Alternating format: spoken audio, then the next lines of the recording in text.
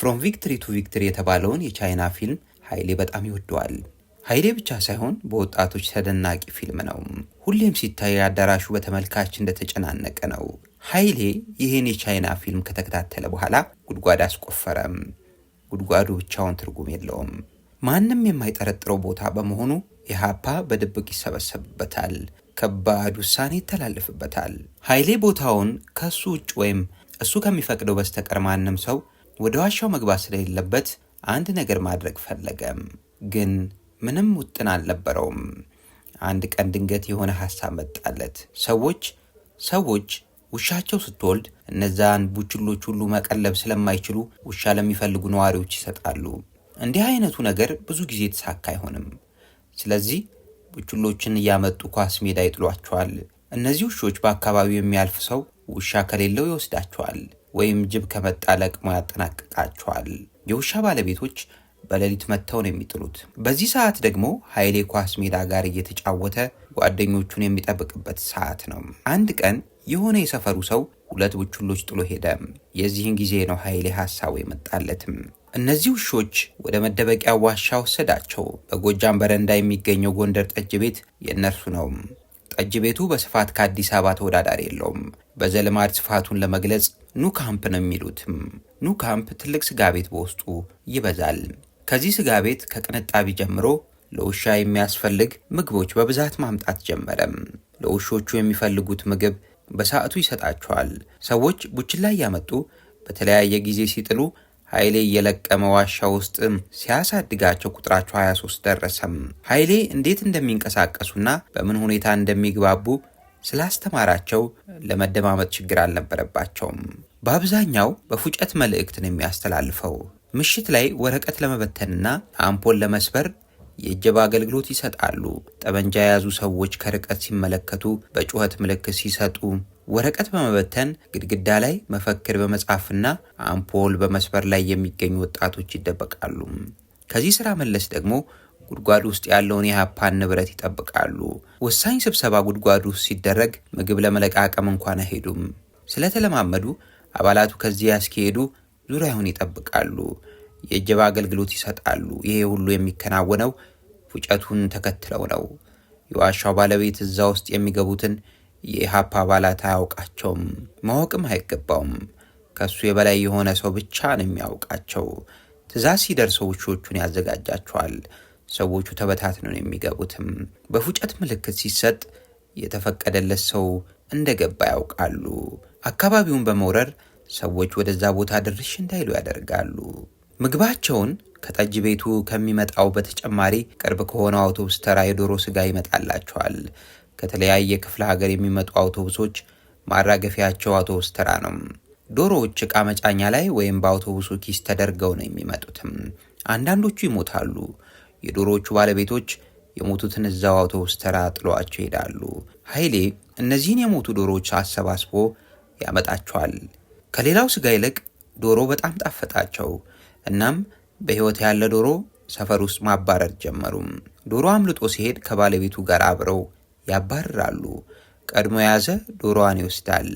ውሻው ቀድሞ ይዞ ባለቤቱ ደርሶ ሊያስጥል ሲሞክር ሁሉም ግር ብለው ስለሚያጅቡ ከ20 በላይ ውሾች ሲከበው የዶሮ ባለቤት በፍራቻ ትቶ ይሄዳል።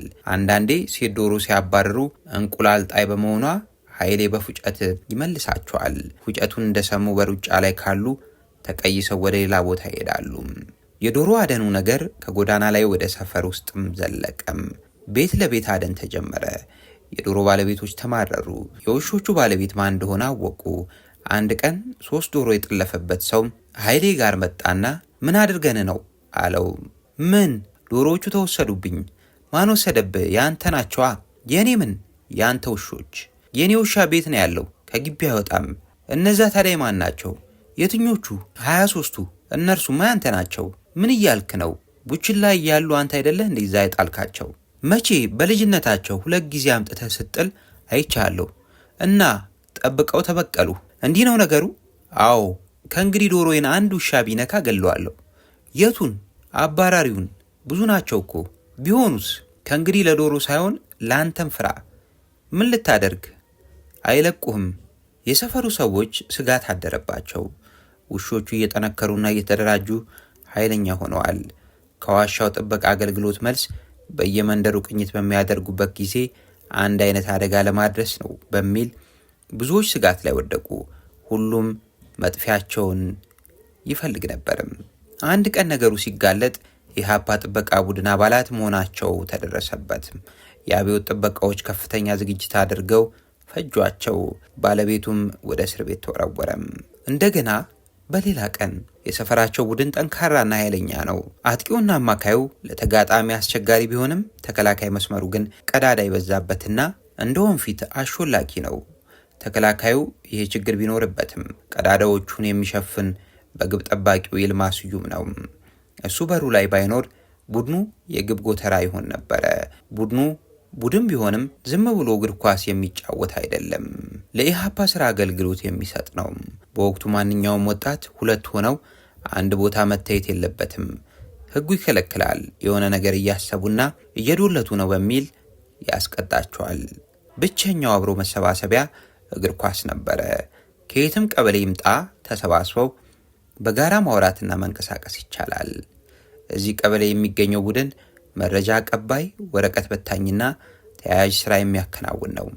ሌላ ቦታ የሚገኙት የእግር ኳስ ቡድኖች ግን አብዛኛውን ስኳዶች የተሰባሰቡበት ነው። ለእግር ኳስ ጨዋታ በየቦታው መንቀሳቀስ ስለሚችሉ ተፈላጊውን ሰው ሰፈሩና እቤቱ ድረስ ሄደው መግደል ይችላሉ። ይሄኛውም የእግር ኳስ ቡድን አንዳንዶች ሌሎች ቦታ ላይ እንደሚደረገው ደረጃቸውን ለማሳደግ እየተንቀሳቀሱ ነው። ቡድኑ የሚሰባሰበው መሳለሚያ ሞቢል አካባቢ ነው። ከተሰባሰቡ በኋላ ተያይዘው ወደ ኳስ ሜዳ ይሄዳሉ። የቡድኑ አባላት ሲሟሉ ብቻ ይንቀሳቀሳሉ። ያልመጣ ሰው ካለ 10 ደቂቃ ይጠብቁታል። ከዚያ በኋላ ግን አይታገሱትም፣ ትተውት ይሄዳሉ። ተሰላፊ ከሆነ በእርሱ ቦታ ሌላ ሰው እንዲገባ ይደረጋል። ዛሬ ግን ከ10 ደቂቃ ባለፈ መጠበቅ ነበረባቸው።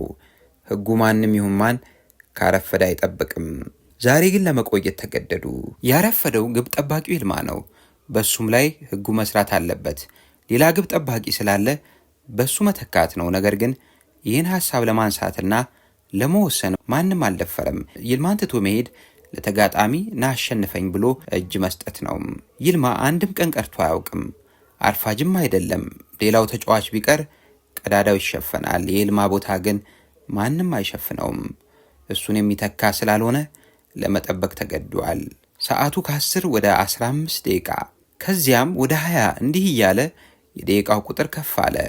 ሁሉም ትዕግስቱ ተሟጠጠ። ዛሬ ደግሞ አደገኛ ጨዋታ ስላላቸው ይህን ውጤት ይፈልጉታል። ይህ ጨዋታ ያለ ይልማ የሚደፈር ባይሆንም አሁን ግን መድፈር አለባቸው። ሰዓቱም ስለሄደ ይልማን ትተውት ሄዱ። ቡድኑ በስነ ልቦና እንደተጎዳ ወደ ግጥሚያው ሄደም። በመንገድ ላይ በንዴት መነጋገር ጀመሩ። ምን ማድረጉ ነው ግን አለ። ማን? ይልማ ነዋ። ምን አውቅለታለሁ? እያወቀ ምኑን? ዛሬ ከባድ ጨዋታ እንዳለን እሱ አይደል እንዴ የሚገርመው? ለምኑኝ ለማለት ነው። ተው እባክህ። ምን አልክ? ማንንም አልለማመጥ። እውነትህን ነው። ሌላ ጎበዝ በረኛ መፈለግ አለብን። ግን ምን? እቤቱ ብንሄድስ? ለምን እንሄዳለን? በጣም ያስፈልገናል። ጨዋታ እንዳለን ያውቅ የለ? አዎ። ገንዘብ ተቀብሎ ይሆን እንዴ? ከማን? ከተጋጣሚያችን። ለምን? እሱ ከሌለ እንደማናሸንፍ ካወቁ ይከፍሉታል። ሊሆን ይችላል። ምን አልክ? ቤቱ ብንሄድስ? ሆን ብሎ ከቀረ ለምን ቤቱ መሄድ አስፈለገ? ግን እንሞክር እና ቤቱ እንሄድ። አዎ። ከዚያ ልንለምነው ነው? እንጠይቀዋለን። ባክቶ ይቅር። ግድ የለም። ቤቱ ካለ እናናግረውና የሚፈልገው ነገር ካለ። ተጫዋቾቹ ወደ ቤቱ ሄዱ። ወደ ቤቱ ለመሄድ ብቻ ፈልገው አልነበረም። ሜዳው በዚያው በኩል የሚያወጣ መንገድ ስላለው እንዲመቻቸው ብለው ነው። ሁሉም ተናደዋል። ካገኙት እስኪ በቃው ድረስ ነው የሚሰድቡት። መጣላትም ካለባቸው እንደዚሁ። ማንም ሰው ከቡድኑ በላይ መሆን የለበትም የሚል አቋም አላቸው። እንደ በሸቁና እንደ ተንጨረጨሩ ተጫዋቾቹ ወደ ሰፈሩ ደረሱ። ቤቱ ጋር ተጠጉ። ይልማን በሩ ላይ ያገኙት። በረኛው እዚሁ ሰፈር ሆኖ ለምን እንደቀረባቸው አሁን አወቁ። አንድም ቀን ቀርቶና አርፍዶ የማያውቅ ልጅ በእንደዚህ አይነት ቦታ እናገኘዋለን ብለው አልገመቱም። ሁሉም ተጫዋቾች ከተሰባሰቡበት ቦታ እዚህ እስኪደርሱ ድረስ እያሙት እየወቀሱትና እያወገዙት መጥተው በሩ ላይ ሲደርሱ ሁሉም ይቅር በለን ማለት ጀመሩ። በእርግጥም ሌላ በረኛ መፈለግ አለባቸው፣ ወይም ቡድኑ ከእንግዲህ በተጠባባቂ በረኛ መቀጠል ያለበት። ተጫዋቾቹ እንደተቆጡ እንደተናደዱ ወደ ቤቱ ሲጠጉ ይልማን ወድቆ አገኙት። ሰውነቱ በጥይት ተበሳስቷል። የቀበሌው ደህንነትና አብዮት ጥበቃዎች በረኛቸውን በሩ ላይ ደፍተውት ሄዱም። ኃይሌ ካሴ ይልማ ጎበዝ በረኛ ነበርም። ትልቅ ደረጃ ይደርሳል ተብሎ የሚጠበቅ ነው፣ ግን በሩ ላይ ገድለውት ሄዱ ይላል። ይህ ቀበሌ በዚህ ሳምንት ለግድያ ታጥቆ የተነሳ ነው። እዚህ ቡድን ላይ ግቡን ከሚጠብቀው ከአንድ ቁጥሩ ጀመሩም። ቀስ እያሉ ወደ ተከላካዮቹ አለፍ ሲልም ወደ አማካዩ እየዘለቁ ይሄዳሉ። እርግጥ ነው ሰሞኑን በቀበሌው ብቻ ሳይሆን በከፍተኛውም የግድያ ሳምንት ነው። ወቅቱን ኃይሌ እንዲህ ያስታውሳል። እኔ በደንብ የማስታውሰው የነደብረ ወርቅን ነው። እሷ ብርዬና ሉሉ ዋጋው የተባሉት ልጆች ተይዘው መሳለሚያ መስጊድ ጋር ሰበሰቧቸው። እዛ ያመጧቸው ህዝብ በብዛት እንዲመለከታቸው ነው። ኢህአፓ የሚጠቀምበትን ማባዣ ማሽን ጭምር ይዘዋል። እንዳያመልጡ ዙሪያውን መሳሪያ በያዙና መያዝ ብቻ ሳይሆን በደገናው አብዮት ጥበቃና ወታደሮች ተከበዋል። ህዝቡ ካያቸው በኋላ ወደ እስር ቤት ተወሰዱ። ደብረ ወርቅ ታመልጣለች ተብሎ በአይነ ቁራኛ ይጠብቋት ነበር። ልጅቷን በጣም ይፈሯት ነበርም። ሲኒማ አስቁመው መፈክር ባሰሙበት ጊዜ ድርጊቱን ከፈጸሙት አንዷ እንደሆነች ይነገርላታል። ዝናዋ በጣም ላቅ ብሎ ነበረ። ብዙ ጊዜ እየፈለጉ እያሰሱ ሊያገኟት አልቻሉም ነበረም። አሁን ግን እጃቸው ገባች። ከቦ የሚመለከተው ሰው በእሷ መያዝ በጣም ነው የተቆጨው። ለህዝብ ከታዩ በኋላ ወደ እስር ቤት ተወሰዱ። ሌሊት እኔ ወደ ኳስ ሜዳ ሲሄድ ድምፅ የሰማው መሰለኝ። ውሾቹ ግን አውቀው ወደዚያ እየሮጡ ሄዱ። ሁሉም ሰው ቀን ያያቸው ጊዜ ደርግ እንደሚገድላቸው አውቀዋል። ወደ ተተኮሰበት ቦታ ስደርስ ሶስቱም ወድቀዋል። ያለማጋነን ከ200 እና 300 በላይ ጥይት የተኮሱባቸው ይመስለኛል። እኔ ቦታው ላይ ስደርስ ማንም አልነበረም።